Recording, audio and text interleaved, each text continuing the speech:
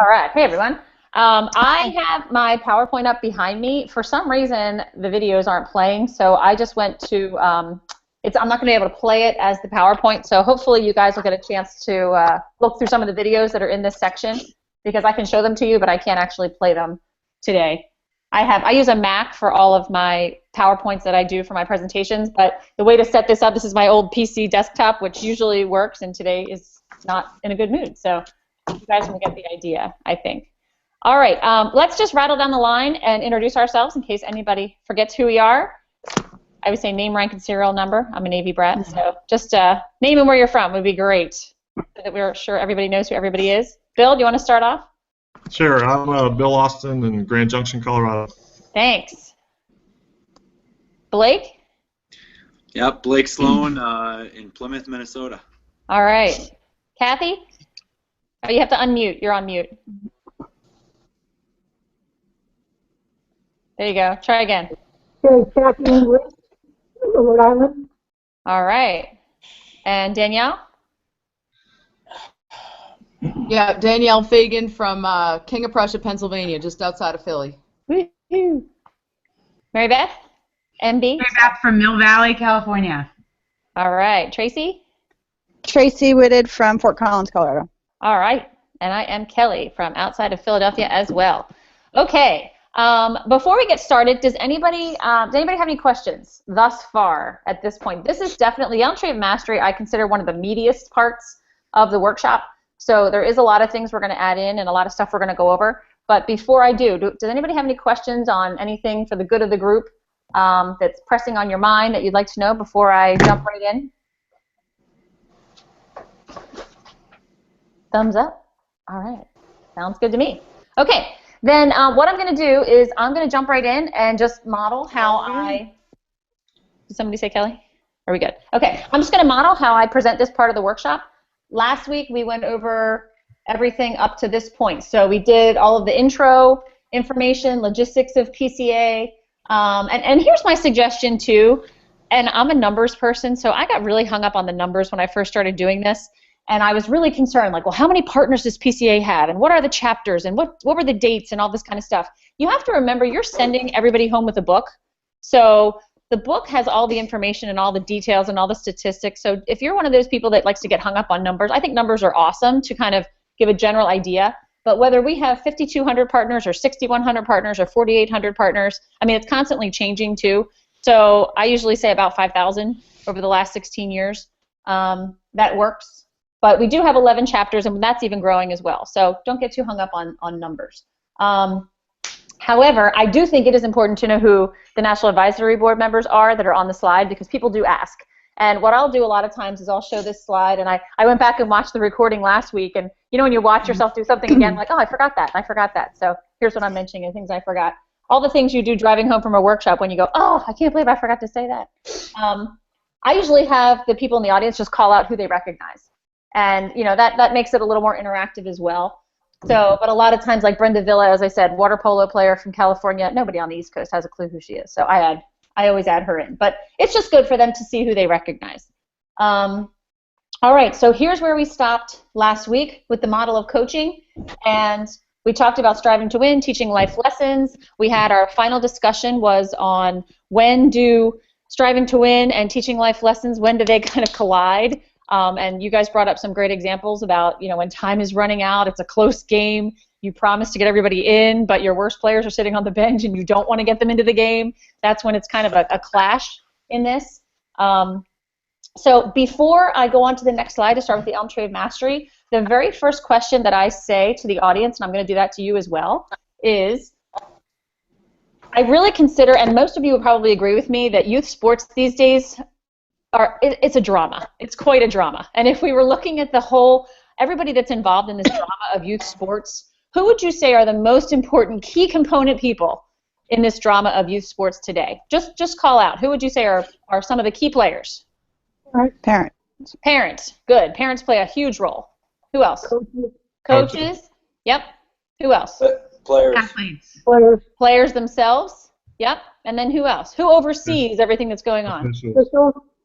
Exactly. So when we take a look at this drama, and this would be the next slide I would show, This is what we call the systematic approach. You are all coaches, and I would love if each of you would promise me that you would rush home and you would read this book cover to cover. And you would read every single page and you would memorize everything on it, and you would go out and you'd change the way you coach tomorrow, and we'd be creating better athletes, better people all over the place. But in realistic life, that doesn't always happen. So what I'd like to ask you to do then is to share this message. Share this message with your players, share it with coaches, and share it with parents. The reason that PCA movement is spreading is because of word of mouth. So if you walk out of this room and do nothing with the information, it's not going to go anywhere. So we have to take a look at this systems approach, and this was borrowed really from a corporate model on how do we spread information.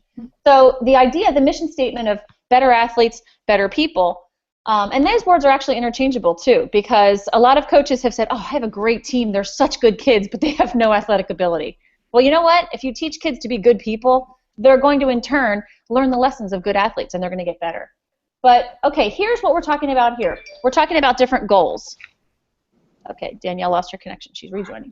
All right, so the very first person that we contact at PCA is the leader, the single goal leader. For you, it could be the president of your organization, and I usually mention a name.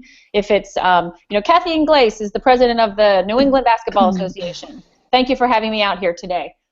That leader's goal, they had a goal in getting PCA to partner with them, and that is they want to change a culture on their team, or they want to support a positive culture they already have.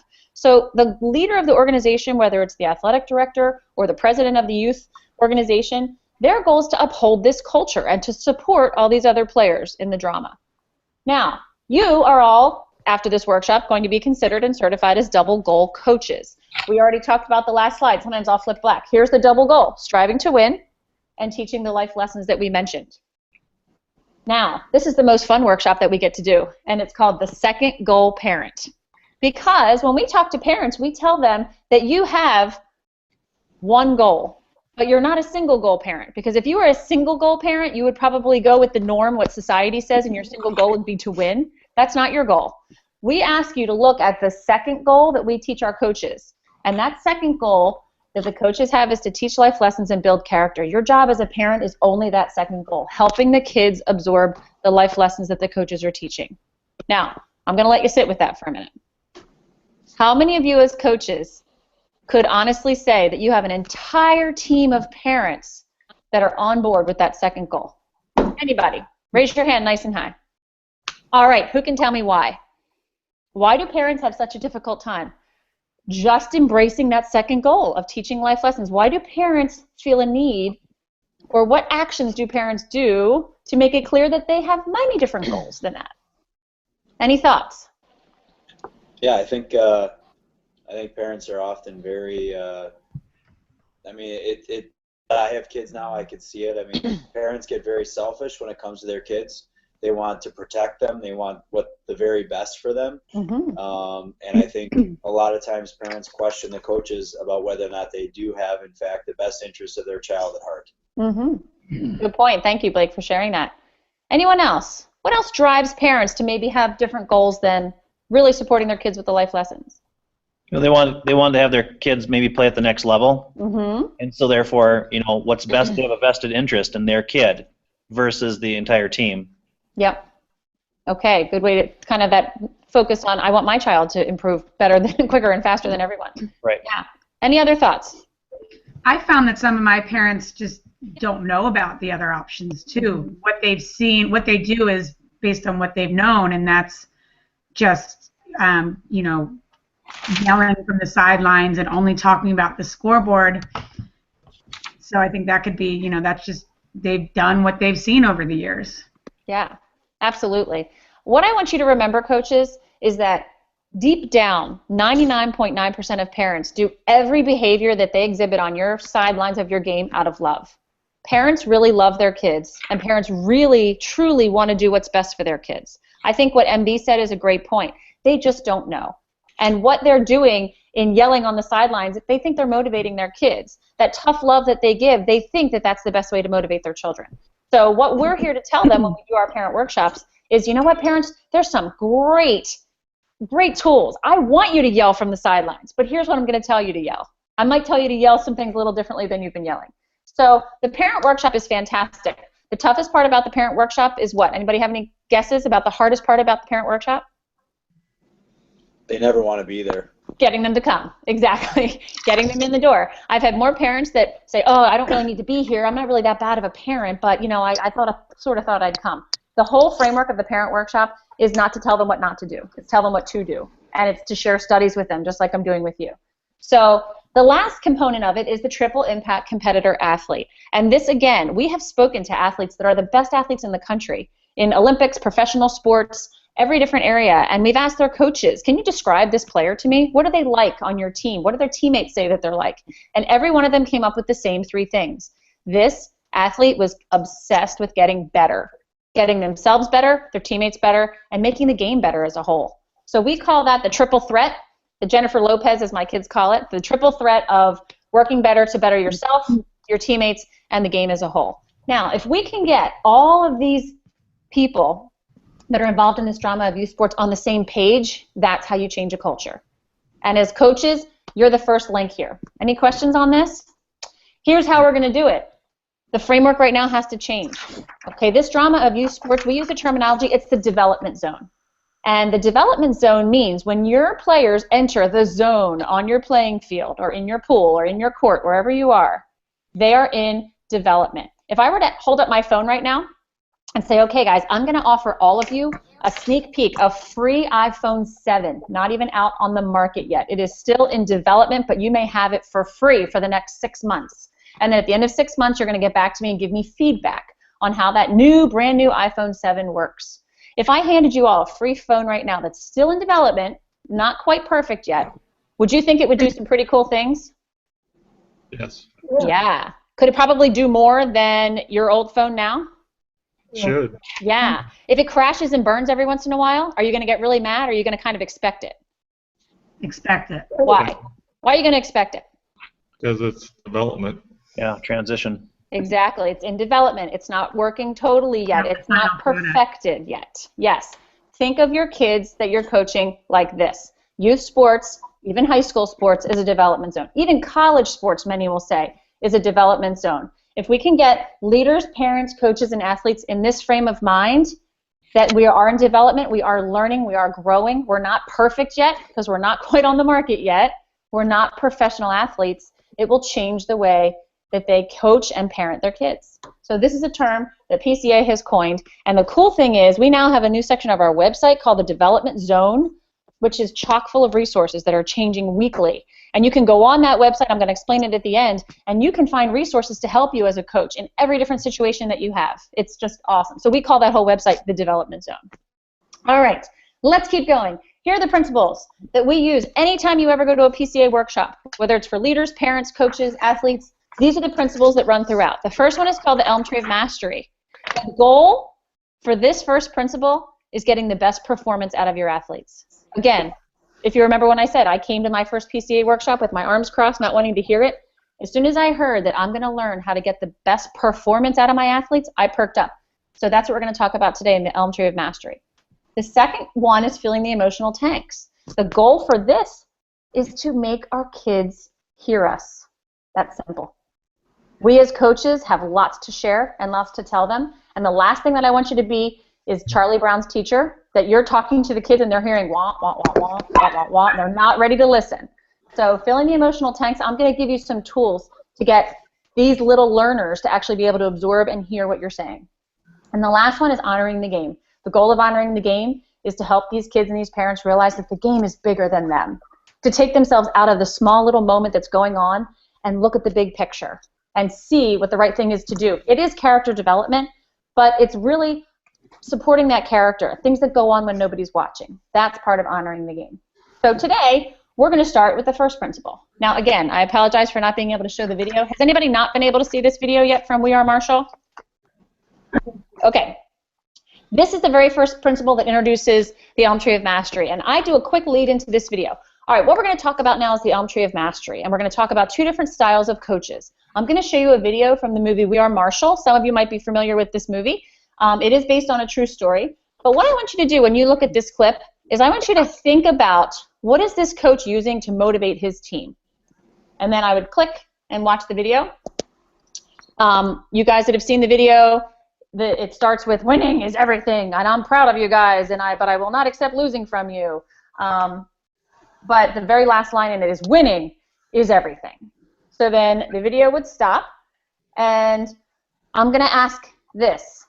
What would you all say this coach uses as the #1 tool to motivate his players? The players were down at the half. He's trying to motivate them to come back at the second half and win. What's his #1 strategy for motivating his players? What would you say?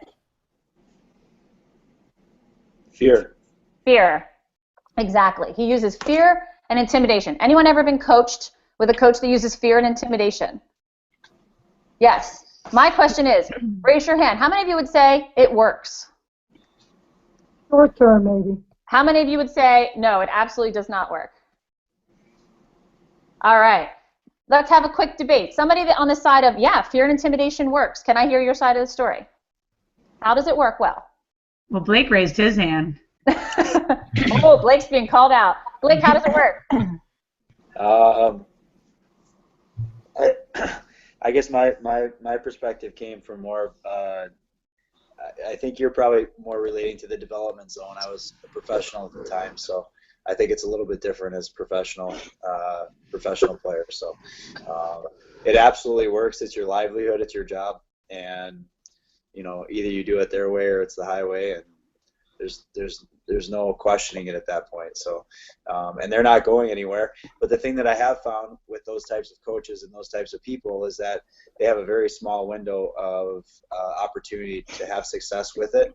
The one coach I had in particular, every stop he's made has had, he's been about a 2-year, 3-year guy, and then it gets old and he kind of falls off and goes elsewhere. So. Good point.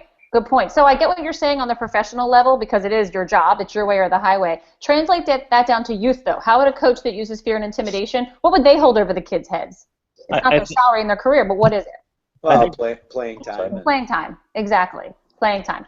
And I think a lot of us probably as kids have been on the team where if you don't, then you will sit. I went to a high school called Methacton High School, which actually means Evil Hill. That's what the Indian translation is. There were many evil hills on that campus. If we did not play the way we're supposed to play, we did sprints up and down the evil hill for many, many, many, many, many hours. So that was what our coaches used to motivate us. We didn't want to run up the hill, so we worked our butts off. It works. It motivates. Somebody that's on the other side of the debate, that this type of fear and intimidation coaching doesn't really work. Briefly, why would you say? Well, I think it gets old. I think you guys mentioned earlier that you continue to threaten and you continue to threaten, and eventually the players are going to hear that same threats and possibly kind of rebel against you. Okay, great. Well, let's talk about this idea of this kind of a coach. This kind of a coach whose whole philosophy of coaching is based on the outcome and the score. Because if you noticed in the video, the coach did say, I'm proud of you. You're working hard out there, and I'm proud of you. So he's trying to appreciate the kids he's coaching. However, he says, but I will not accept losing with you. Right there tells us this coach is focused on the scoreboard. He doesn't care, and even in the video it says, it ain't how you play the game. Winning is everything. So we call that the scoreboard-focused coach. Let's take a look at this study. This was a study that was done in the year 2000 in the Sydney Olympics. And Professor Joan Duda from Birmingham, England, did a quick study of soccer players. And what she did was she took all the different soccer teams and she interviewed the coaches and the players to find out if they were more scoreboard-focused players or were they more focused on just getting better. How much did they talk about improvement and progress and focusing on their skills rather than on the outcome? Well, what she found was at the end of the Olympics when they did the medal count, the teams that she put into the focus on getting better, focus on mastering their sport, focusing on skills, actually earned more medals. Okay, I'm going to ask you, I want you to turn to the person to the front or the back of you, so if you're sitting in rows, that's what I would have you do. And I want you to say, why do you think that is? Somebody that was not focusing on winning actually won more games. Okay, go ahead. So for the sake of you guys obviously not sitting next to each other, does somebody want to just shout out an answer? Why do you think the teams that were not focusing on winning actually won more games? Because they perfected their craft. Okay, they're perfecting their craft. Kathy, what were you going to say? They were more relaxed. They're more relaxed? And took more chances. Okay. One more.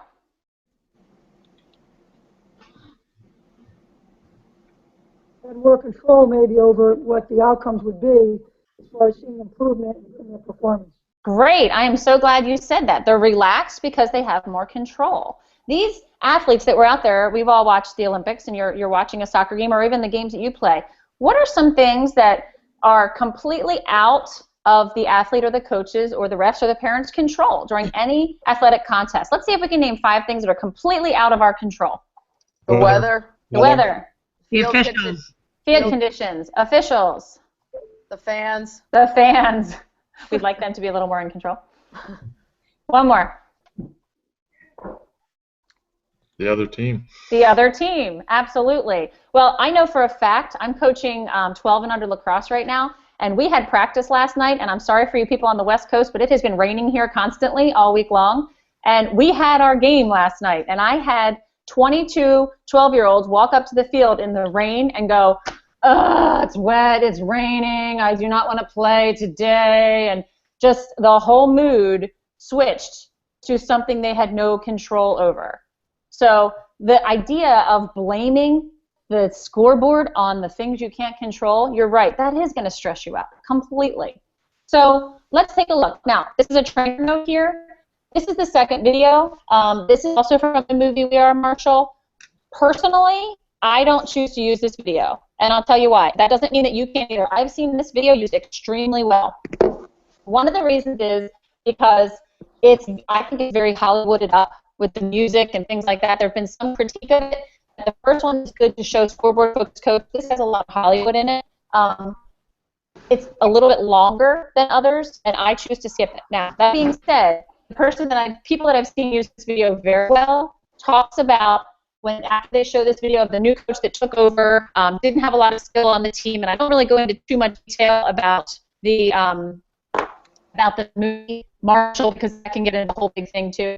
But what he's had the audience look at is how does Rick Langell, who's Matthew McConaughey's character, how does he address the players? Just look at the players' faces as he's speaking to them. He calls them men. He tells them he believes in them. And at the end, he says, at the end of the game, if we're behind on the scoreboard, it doesn't matter. We cannot be defeated. It's a powerful, powerful clip from a movie. So I have seen this really well. In your workshop, it's optional whether you want to use it or not. If you relate to that and you can bring the message across, that's fantastic. But if for the sake of time, you don't want to, that's your choice too, as a trainer. So that's your first autonomy there. You can choose if you'd like to use it or not. All right, I usually just skip that and go right into talking about the two different types of coaches. Here's how the principle works. We've got the scoreboard definition coaches and the mastery definition coaches. Now, on your slide, when you bring in the PowerPoint, these are hidden. When you click your clicker, they're one at a time. And now they're all here. But here's where I stop and I say, okay, let's put these coaches into 2 categories. Scoreboard, coaches that are focused on the scoreboard, coaches that are focused on mastery and getting better. This is one of the coolest things I think about this principle. Any of you that have ever studied psychology, whatever it is, educational psychology, almost every single study you read, there's controversy somewhere around it. This idea of coaching and playing in a mastery environment is non-controversial. Every single resource that you ever find says the mastery environment the end result will be better play, relaxed, more effort, sticking to it longer. And I think that's really cool. Whenever you can have a study that says non-controversial, I listen up.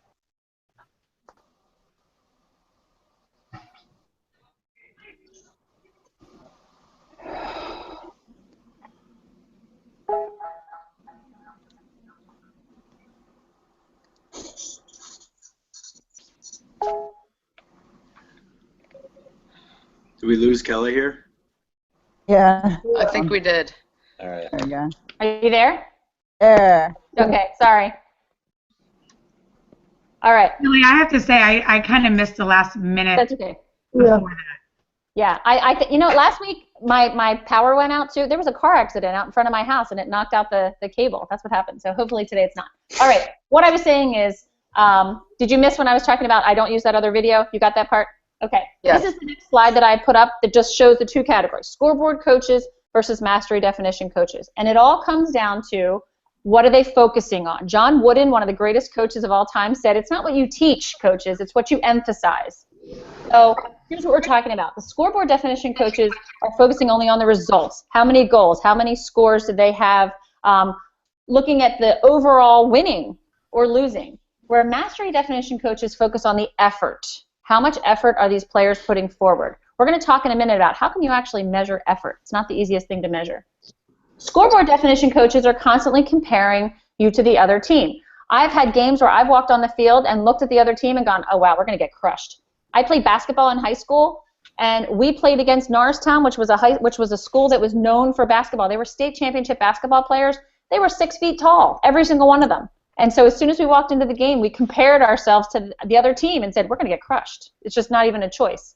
Instead of something that Doc Rivers said a lot in his players, he says, you know what, when you go up against the best of the best, I don't want you to look at the other guy and go, whew, he's big, he's tough, he's going to beat us. I want you to look, I'm going to go let my dog out.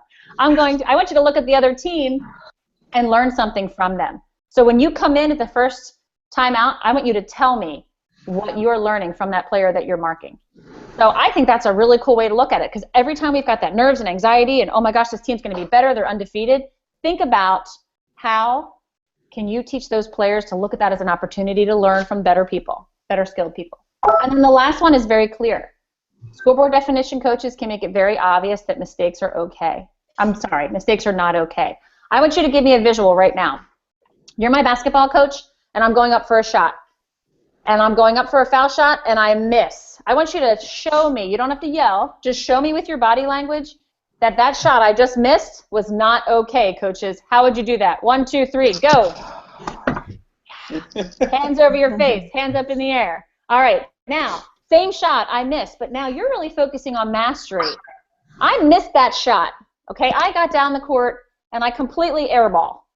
Coaches, what did I do well before I took that shot? What did I do? What are 3 things I did right? You Got down the court. I got down the court. I hustled. What else? You got fouled. You got fouled in order to get the shot. So as a coach that's focusing on mastery, instead of being one of these, oh gosh, I can't believe you did that, now as a coach I'm thinking, wow, she missed that shot, but you know what? She got open, she got the ball, she drew the foul, she hustled down the court. Those are the things that show that it's okay that you made a mistake, because the only problem with a mistake, the only time a mistake is a failure is when you don't learn from it. So we call that ELM tree, E-L-M, effort, learning, and mistakes are okay. All right, let's keep on. Oh, that's just a review of it. Now, again, in the slide, we talk about the mastery climate. In the mastery climate, and this is where there's a little animation to the slide here, if you can see it. In the mastery climate, anxiety is going to go, everybody, thumbs up or thumbs down. Where does anxiety go if you're being coached in this mastery environment? Up or down? Right. Anxiety is going to go down. Self-confidence is going to go up. Right. Now, I don't know about you, but if I was offered an opportunity to coach a team of 100% low anxiety, self-confident kids, man, sign me up. It'd be even better if they were the Little League orphans, because then I wouldn't have to deal with their parents. But that aside, I think I will take the low anxiety, high self-confident kids. But you can do it. All right. Now, again, this word is not showing in your slide. This is the next slide that comes up, again, to review. Effort, learning, and mistakes are okay. The mastery approach gives players a feeling of. Now, I believe in the slide that the C might be showing. Here's another question. A lot of, and this is trainer to trainer, a lot of trainers, whenever there's a fill in the blank, they'll say, okay, group, guess what that word is? Mastery gives players a feeling of blank. And if the C is showing, can you hold on 1 second? I'm sorry. I'm throwing this dog outside. She's driving me.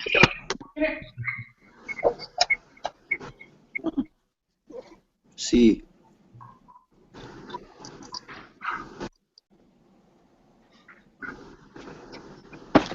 Sorry.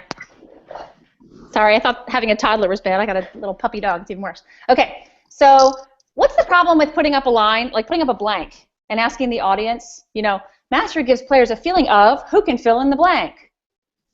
What's the problem with that? You're going to have other answers. Yeah, I always hear courage, confidence, and I'm like, no, not that one either. No, not that one. I mean, it's kind of like, I think it's kind of ridiculous, but I've seen a lot of trainers do it. I'm not a fan of doing that. I'd rather put it up there.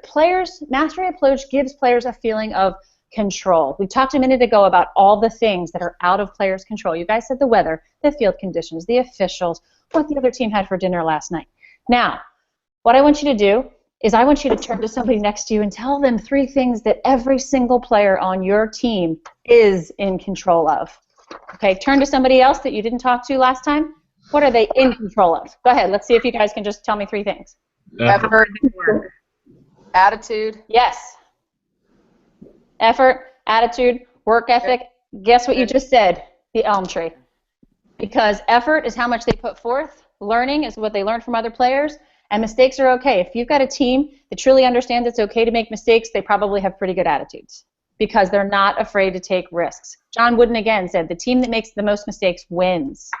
Why is that? Because they're not afraid to make mistakes. They're not afraid to take risks. They're going to go out there and challenge themselves. They're going to work harder, and they're going to stick to it longer. All right, so I'm going to stop there. Actually, no, I'm going to do this scenario. Do we have time? Yes, we have time. Okay. Every single principle that we talk about at the very end of the workshop, there's a scenario menu where you're going to get to go through the workshop in its entirety from beginning to end, and then the last half hour of the workshop, there's a menu of different scenarios, some for Elm Tree of Mastery, some for filling the emotional tank, and some for honoring the game. So that's where you can really customize your workshops and get people interacting and moving and thinking about how to apply this principle to their coaching that they do.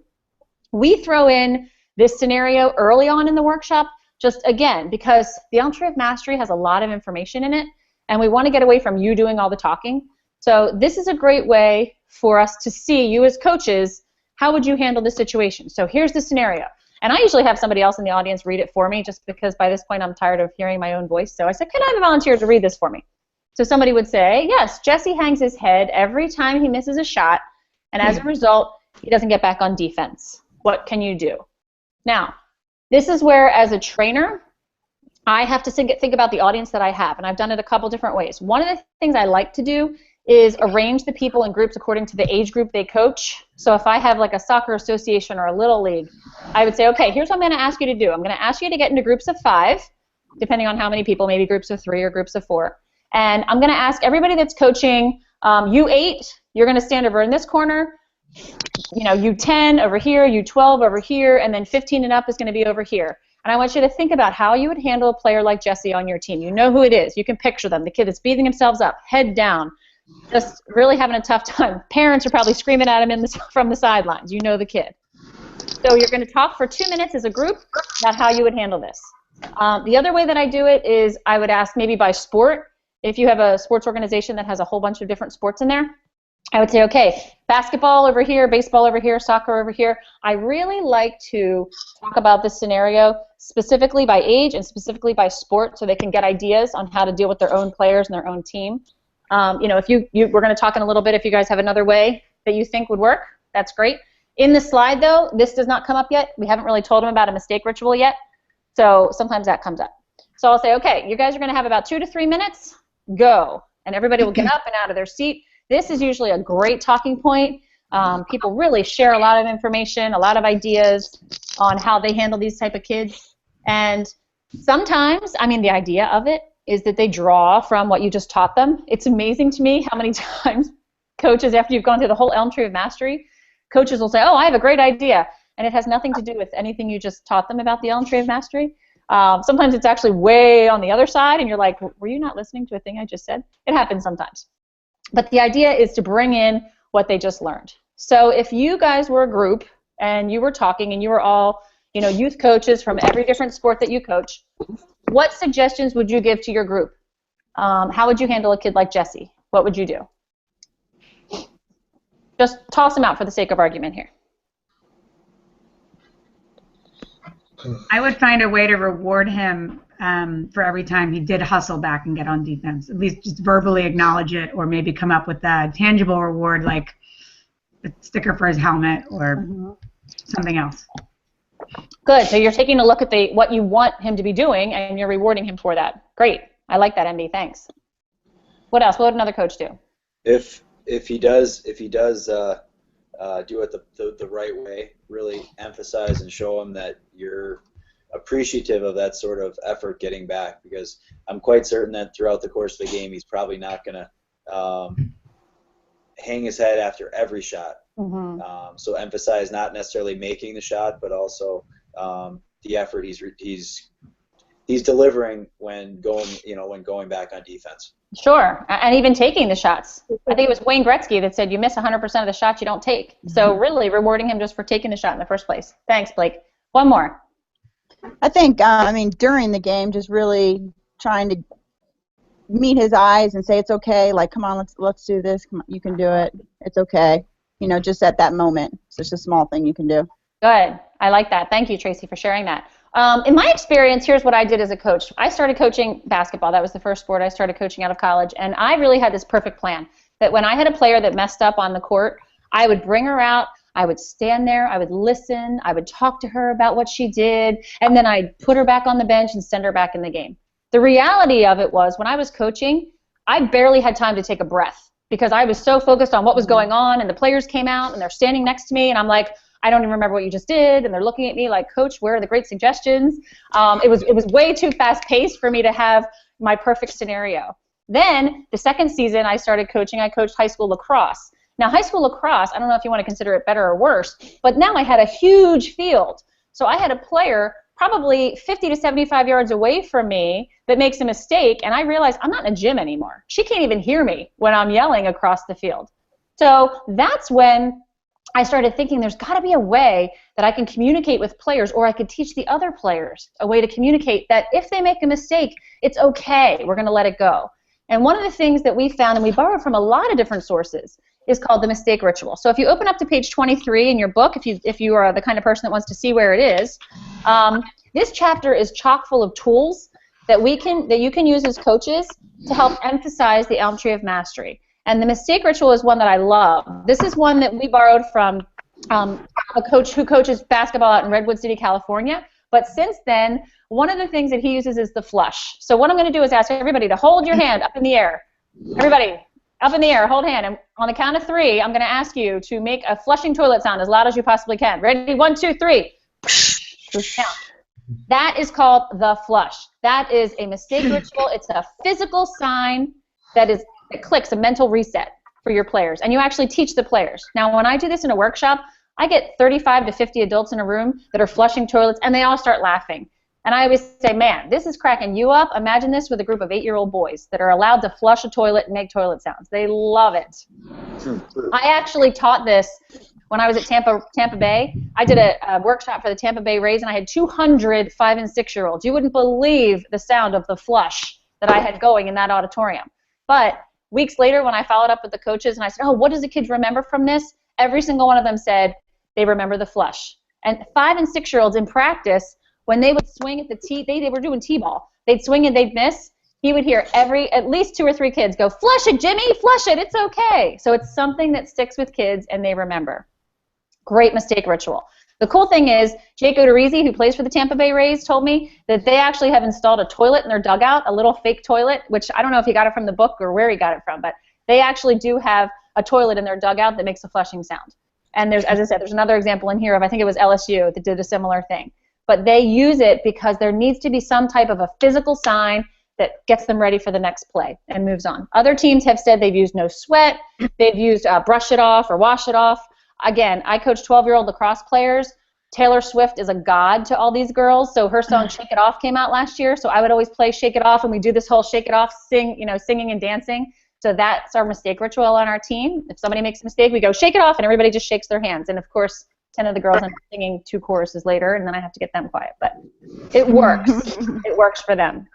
Whatever you can do on your team. Some teams have just said, next play. That's what they use. Next play. It gets them ready.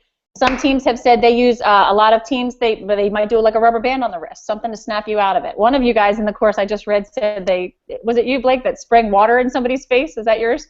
Yeah, I mean, anything you can do. The coach doesn't spray the water in their face. No, that'd be even better. I think I'd like that job. But it's a good ritual. There's something you can do. All right, so that's the mistake ritual, and the next principle we're going to go into is the E-tank. So I'm going to stop. We've got 20 minutes left. I know that was quick and fast, but just to give you an idea timing-wise for the workshops, I usually spend, the workshop is typically 90 minutes long. I usually spend about the first 10 minutes doing the intro part that we talked about last week. Elm Tree of Mastery, for me, takes about 20. So just to give you an idea, usually we say like 15 minutes for each principle. I usually spend a little bit more on Elm Tree of Mastery because I think, not that it's so super important, but a lot of it, you get a lot of coaches shaking their heads like, oh yeah, this is great. I never thought about it this way before. There's a lot of aha moments. So I usually spend 10 on the intro, about 20 on the Elm Tree of Mastery, and then emotional tanks and honoring the game about 15 minutes each, and then 10 minutes for the closing. And then the leftover time I have at the end I do on the scenario menu where we can talk about all different types of scenarios. So that being said, questions first of all about anything I did. Questions or feedback, what'd you like, what'd you not like? What do you think you could use or relate to? I will zip it and let you guys share for a couple minutes. When you use John Wooden at times in a workshop, do you ever get coaches that will say something to the effect of, well, it's easy to win when you have it's easy to focus on the small portions of the game when you had all the greatest athletes? Do you ever get that response from coaches? I get that a lot when I talk about like Phil Jackson, or if I use quotes like from the Lakers, like really, how hard is it for Phil Jackson, who coaches like the best in the NBA? But the other thing that I always say too, if I do get that pushback, is, you know, you're dealing with youth, you're dealing with kids that are in the development zone and are still learning. Imagine trying to get the head cases that you deal with in professional sports to actually focus on mastery and not on winning. Because so many of them in the high level competition in college or in pro sports, as Blake said, are so focused on winning because they have to. It's their career, or it's what they really, I mean, that is the focus for them. So, but the problem is focusing on winning is not going to get the best performance out of the athletes. And that's the bottom line. We're trying to get the best performance. So how do you take that type of a mindset, switch it over to a mastery mentality to get their better performance? Okay, thanks. Good question. Kelly, I have Yep. a question. Yep. So how do you deal with the coaches that really have used intimidation, you know, and use sprints? I mean, I come across a lot of my peers that are, you know, they have their kids sprint or they sit them down, and it sometimes works. So then how do you deal with the coaches who say, well, you know, I have lots of evidence that it works, so I'm just going to keep doing that, you know, like the hard-headed kind of ways? Yeah, no, absolutely. One of the things that I did add in over the last couple of years was asking for the idea about fear and intimidation, and it does work for some people. So when I ask that question to the audience, that's where I get those coaches to say, I've got 10 championship banners, and I use fear and intimidation, and I scream at my players, and it works. You know, one of the things that I always, and you guys can answer this too, but one of the things that I like to always remind them is, you know, that's so cool that coach, and I don't bring up specifics. I don't say it right back to the coach that said it to me, but one of the things I bring up about mistakes not being okay is the cool thing is that there's coaches out there that do make it very clear to their players that mistakes are not okay, that you will be taken out of the game. And the amazing thing is that those players play hard in spite of those coaches. You know, almost like not giving credit to the coach, but giving credit to the players that have enough strength to be able to play hard in spite of being coached like that. How about you? Any other feedback on that? Blake, go ahead. How would you handle that? No, I just want to add on to that as well. And Kelly, I guess it's more of a question. Is I just got into a situation yesterday with my baseball team, and I found myself we were doing some drills and whatnot, and I guess my question is it okay to a certain extent if you use things like, not necessarily, like we were taking ground balls. And you know, there were players that were, you know, we made a game of it, saying that if the ground ball and the other players were the judges, you know, and you missed one, then you would do, you know, 10 or 15 push-ups or whatever it was. At what point do you say, like, that's intimidation or fear? But the way I addressed it after is I said, hey, you know, this is an athletic sport. These are, you know, it's not using something as a negative piece if you frame it in the way of saying, you know what, when you do push-ups, when you do these things, this is something that's going to make you stronger for your sport. This is something that's going to be, you know, whether it's sprints or whatever, and you frame it in the way of saying, hey, everyone else is going to do this at some point too, but we're adding it into the exercise so that it becomes a positive thing as well, and saying, hey, the guys, your teammates, you're making it kind of fun, you're making it a game, if you will. So I guess my question is, at what point can you do those things and still have it be effective, as long as you try to frame it in the right way? I think the key is, can you frame it in the right way? And if you can do that effectively, I think it's great. A lot of times, you know, and it depends on what level you're coaching too. I think by the time you get to the high school level, the kids understand more the connection between, like, the exercise is not necessarily a punishment. I, for one, have been punished by running my entire life. I'm 43 years old. I hate running. Absolutely hate running. And I think I'm a good runner. I hate running because of that. So I'm conscious of that when I coach, that I don't want to make these kids hate running. So a lot of coaches have said they've come up with more clever ways to motivate players. Actually, it's been shown that timing kids motivates them to work harder than running. Saying, like, you know, let's try to get 5 passes in 2 minutes. You know, timing them, progress is a better motivator than punishment.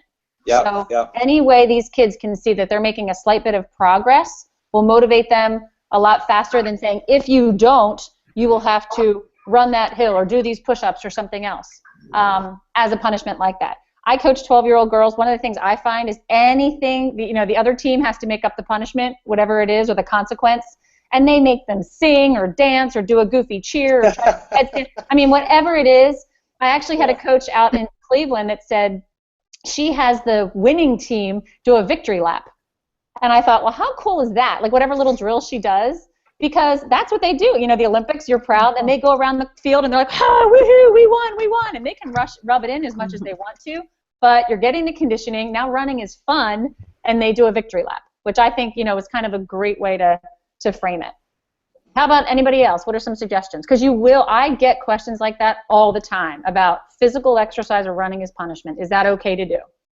Like, one thing I do with the U13 girls also, and I've done it at high school, is say we're doing partner passing and first to 100 wins.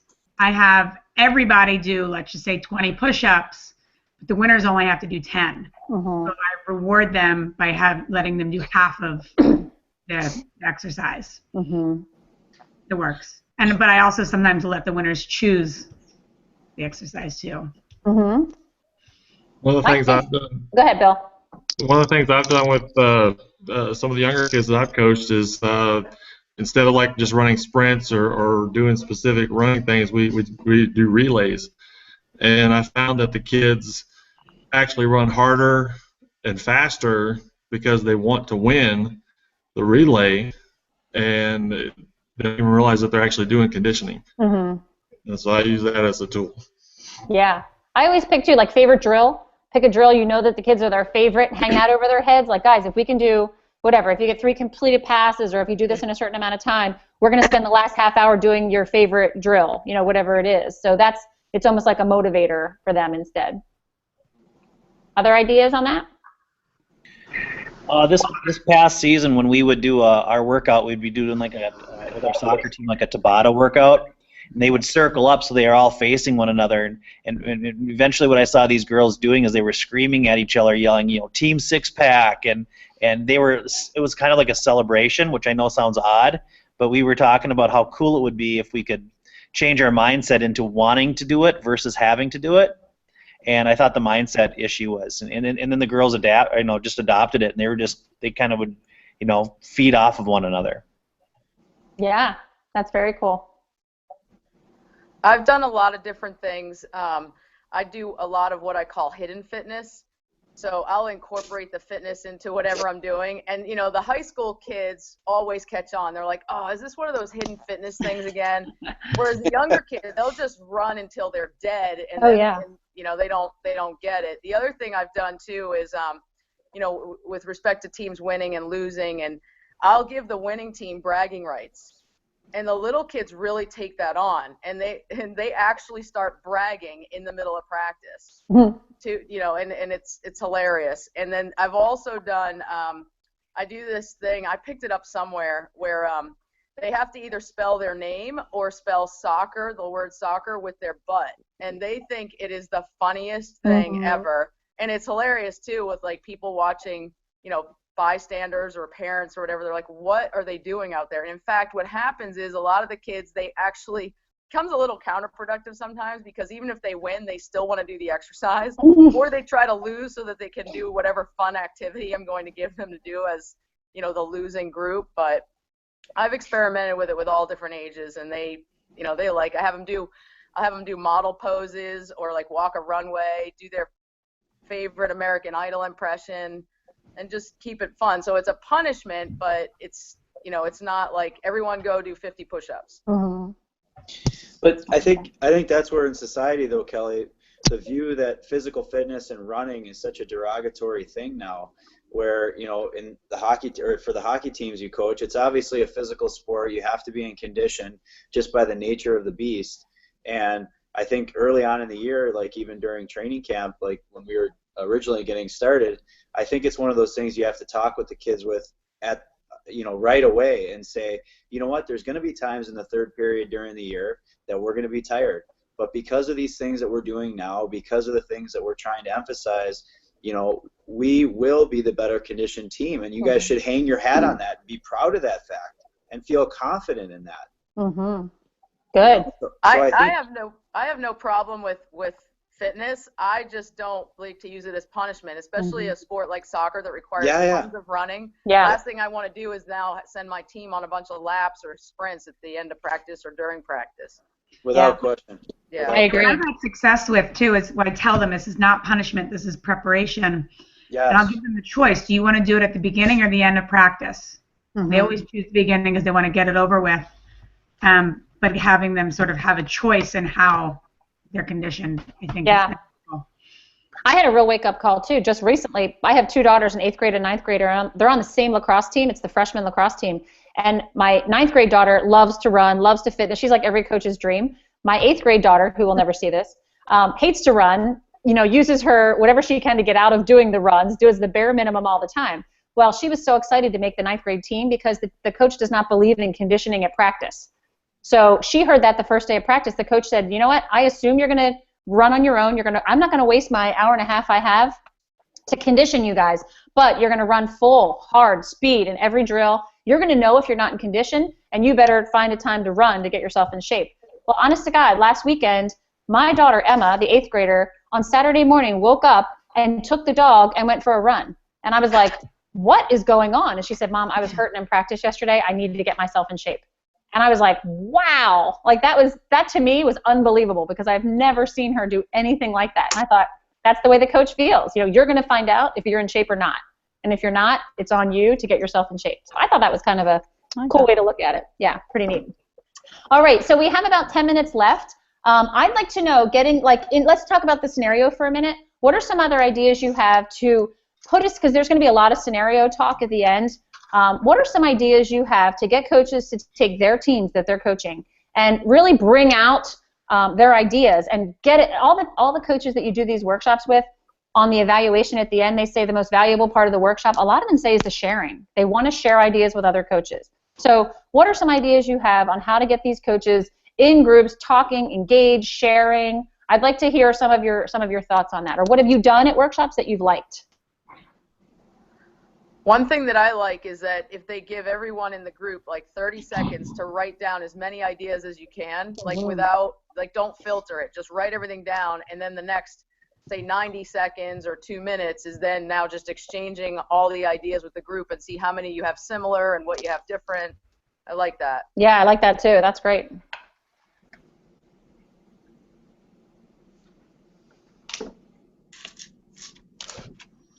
Anybody else?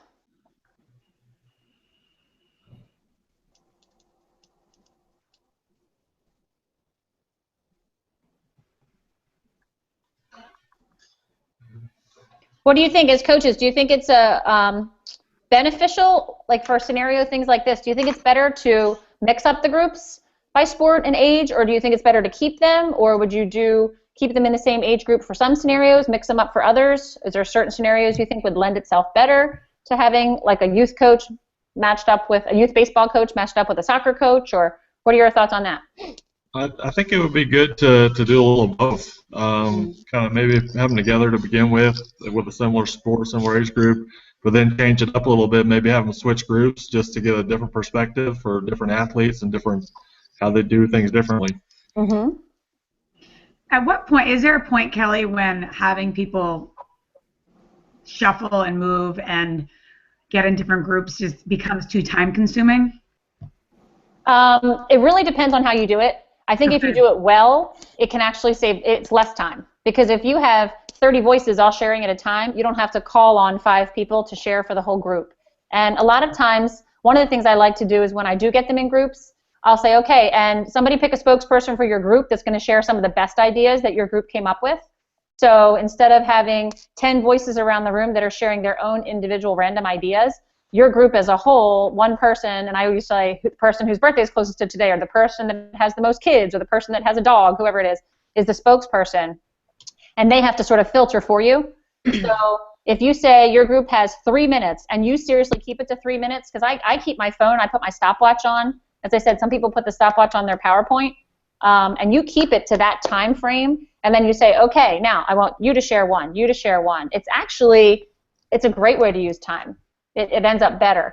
What I find is if it's a group that, we're now getting on about 8:30, by the time the scenario menu rolls around, if your workshop started at 7, and if you have time to do 3 different scenarios, and you ask people to get up and they're like, ugh, and they're kind of just like moping to get to the groups, that might be a good indication to you that, like, yeah, this whole group thing's not working anymore. These people are just tired. It's just late in the day. Have a seat. Let's just talk about this. And then you can make it more of an informal just talking. Or I like what Danielle said, too. Write it down. Write down as many ideas as you have. Just changing it up like that.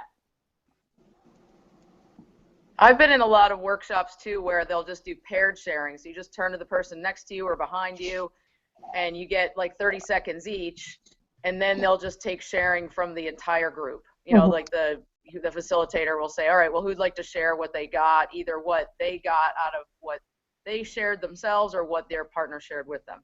Mm-hmm. Yep. And the one thing, Danielle, I don't think you were on the call last week, but the one thing I always do too, as I said in the beginning, I get them up and I do the timeline of how many years they've been coaching, and I force them to be with somebody they don't know. Because what I have found too, they sit next to the people they know. So if you do a paired share every single time, I'm going to turn every single time to Tracy. And I've walked around rooms and they're talking about their kids. They're not even talking about the question. They're like, oh my gosh, your hair is so cute. Or, oh, did you see that ball? Did you see that game last night? And I'm like, wait a minute, you had an assignment here. So I like to tell them to turn to somebody in front of them, behind them, somebody you've never met, somebody on the other side. Like if there's 2 aisles, find somebody on that side of the aisle. Because, paired share is great for quick answers, but I like to get people actually talking about what I'm talking about. Right. Any other thoughts? Are you taking the answers and recording them on those big Post-it notes or on a whiteboard? It depends. A lot of times I don't to the coaches workshop. I bring the big Post-it notes to my athlete workshops because a lot of times even if you tell kids to take notes, they don't. So every time I do an athlete workshop, I always write notes. I bring my gigantic Post-it notes because I like to give them to the coaches after that. I'll leave them up in the room. And then, some of the things that I always ask the kids, if I do the high school coaches workshop, I ask the coaches, what are your biggest challenges this year and concerns? And I'll ask the kids the same thing. What are your biggest challenges and concerns? And it's so cool when the coaches and the kids have the same challenges and concerns. So I'm like, this is great. Sometimes, it is good to jot things down. You really just have to play the room, see how it feels and see what works for you. And I say, try it out. Try a little bit of everything. And give yourself a break, too. Mistakes are okay to make as a trainer as well. I've walked out of some workshops and gone, that was awful. I cannot believe how terrible of a job I just did. I can't even believe what I just did. And then, 3 days later, you get an evaluation, and they're like, oh, Kelly was great. We learned so much. It was fantastic. Because part of it you have to remember is they've never heard this before. So they have no idea what you're going to be saying. So even them taking 2 things out of the 20 things you've told them, if they use those 2 things well, you've made a huge impression on those coaches.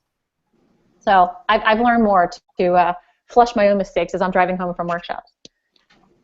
All right, well, I'm going to be respectful of your time here, guys. That's the Elm Tree of Mastery. I love sharing this principle because I just think there's so much meat to it and there's so many cool things. And I think this one, too, is one of the principles that I've seen the most change in coaches. Coaches have come back to me and said, I really thought about that a lot, and I really thought about how I set up my practices.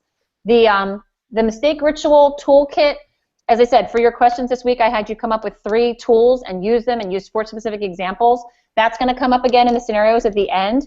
However, a lot of them come up with questions. When I asked you guys, okay, do you have any questions? That's where you pull the tools out of your pocket. Because in the workshop, you might not be able to explain watering the tree or effort goals versus outcome goals. But anytime somebody in the audience asks you a question, that's where I pull out a tool and go, yeah, I have a great idea for that. This is how I would handle it. So that's why I wanted you to, I was kind of forcing you to think about the tools. So, all right, I am good for now. If anybody has a question, I'll stay on for a little bit. But thanks, guys. I appreciate it. Thank you. Thanks, Yep, bye. we'll see you next week. We do E-Tank. Hey, Carol, quick question. Yep. What do you do with parents? What kind of feedback do you get, especially in the youth groups? I'm more in the college level, but for those parents that are also the coaches. That's actually one of the scenarios at the end. Okay. Parents coaching their own kids. Yeah, and there's notes to go along with that slide, but one of the things that we talk about a lot is that if you're a parent and you're a coach and you wear two hats, when you're coaching, what hat does your kid see? Yeah. You're always the kid's parent. So be aware of that. A lot of coaches have said, you know, I'm really tough on my kid because I say, hey, Jimmy, you know, here, I'm your coach. I'm not your parent.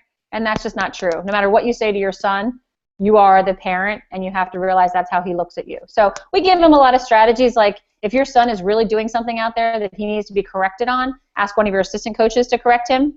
You know, you don't necessarily have to be the one to do it all the time. And usually what we find is coaches that are coaching their own kids are tougher on their own kids. When they get home, that must be a tough scenario too. Because Yeah. having dinner, doing whatever, and talking in that regard. So okay, sounds good. Just in my mind, we're going through the kind of idea of it. So. And that's what we say too. When you get home, you are parent.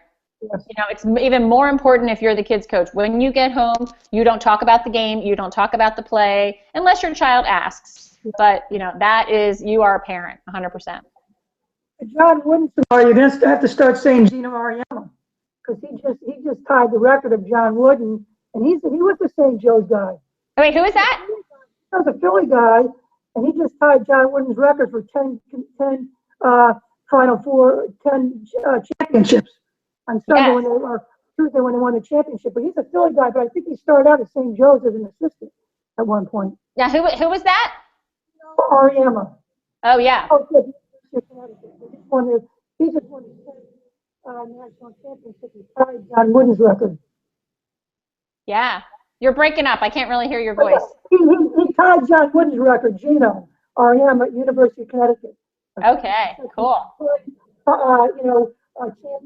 So I just started laughing a little bit when I was, you know, he's a character. He's very good, but he's a Philly guy. And That's awesome. Those are the kind of names I love. Anytime anything gets broken, I love to bring that up. Records get broken. All right, thanks, Kathy. Have a good day. Bye. Bye. All right.